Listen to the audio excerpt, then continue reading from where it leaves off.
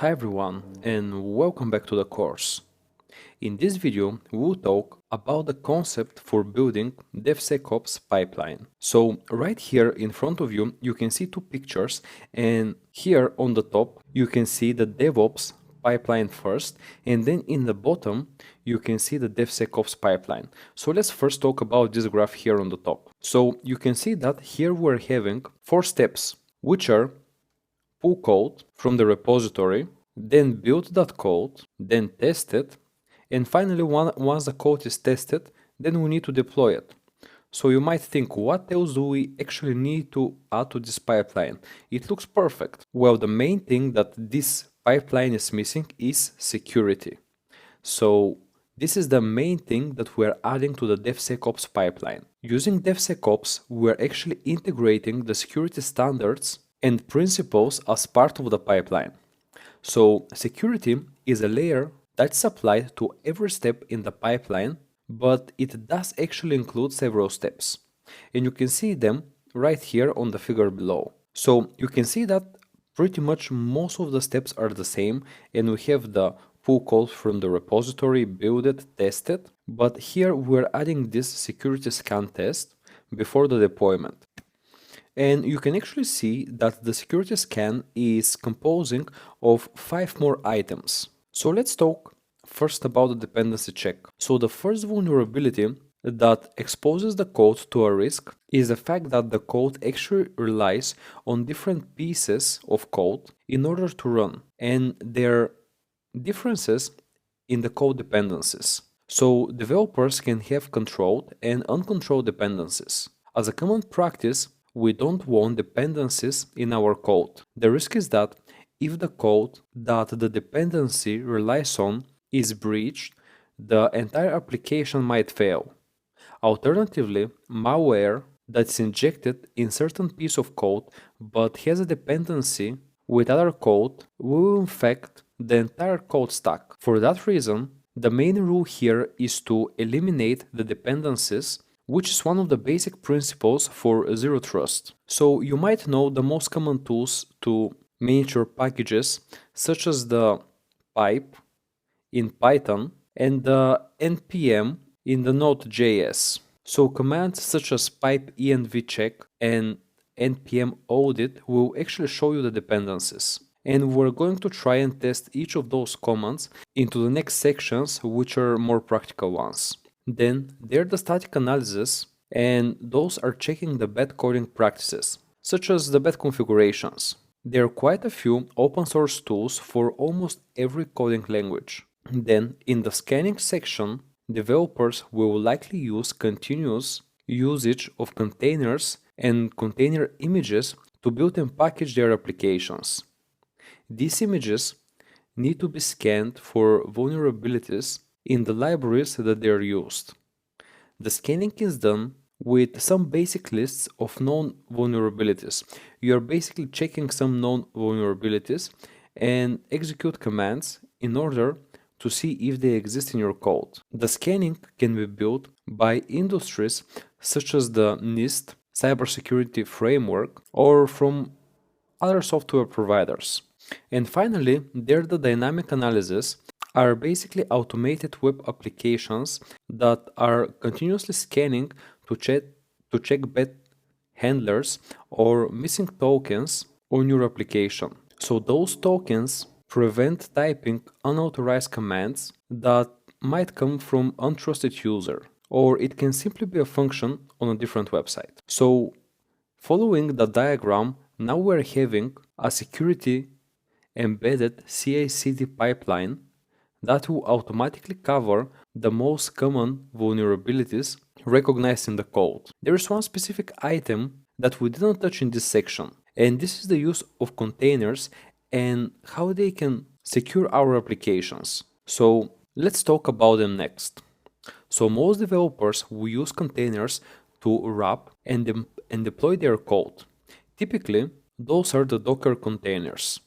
Docker is a very famous application that is used particularly for this reason. There are some best practices when it comes to using security containers. To keep containers consistent and secured, they should be scanned regularly. even when the application has reached a steady state and updates are done less frequently or the active development has stopped. If the application still runs with its underlying containers hosting the different application components, those containers must be scanned since there is always a possibility that the dependency is creating a new vulnerability. Applications consisting of containers are normally defined by the Docker files. You can use linting, which is analyzing the codes for errors or bad syntax, and that can be used in the Docker files to make sure that those files remain secure. A popular linting tool to use for that purpose is the headulint tool. So this tool is available as a Docker image and can easily be executed with the command that you can see in front of you. So what you simply need to do is to write docker run rm-i headulint/headulint, and we'll explore these options once we start installing and organizing our Docker images into the next sections. Docker also recommends some best practices for keeping containers secure. So Docker already takes care for the namespaces and the network stacks to provide isolation so that the containers can't obtain privileged access to other containers, unless this is specifically specified in the configuration. So some specific things to consider is that Docker always uses Docker domain.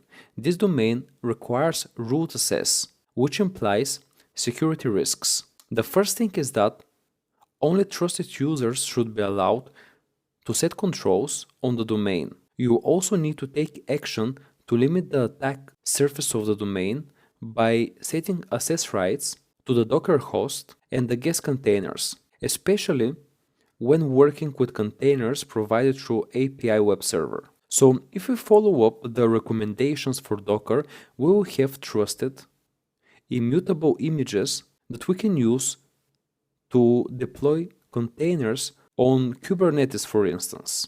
And Kubernetes, for which we'll really talk in detail in our next sections, will actually use the trusted image repository and take care of the provisioning, scaling, and load balancing for the different containers. The security features of Kubernetes is a support for rolling updates. If an image repository is updated with patches and enhancements, Kubernetes will deploy new versions and destroy the previous ones. So in that way, developers will always be sure that only the latest versions of images are used. So database credentials, API keys, certifications, and access tokens must be stored in a safe place at all times. The use of CI/CD and containers doesn't change that. It is strongly recommended to use a vault outside repositories that the pipelines assess for CI/CD.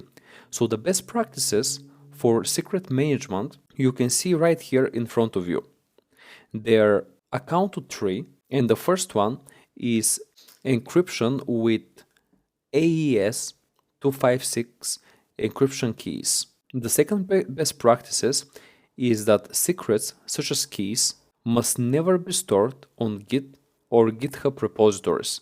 They should be stored in some local space. It's also advised that secrets are injected into application using secure string as an environment variable. So for example, if you have a project, it is not recommended to just type this key as a string into your code, but instead you can create an environmental variable, assign to that variable the key, and then simply pass it to your code. So for example, HashiCorp offers Vault as an open source solution for security assessing secrets. The service allows to easily rotate, manage, and retrieve database credentials, API keys, and other secrets throughout the lifecycle. Even more robust solution can be provided by a service called CyberArk, which is a platform independent on secrets management solution specifically created for securing containers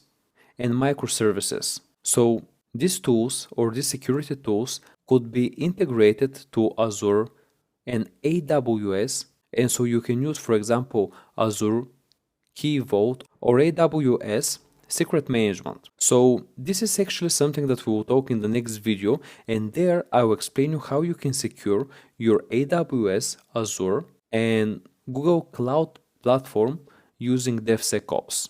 Thanks for watching.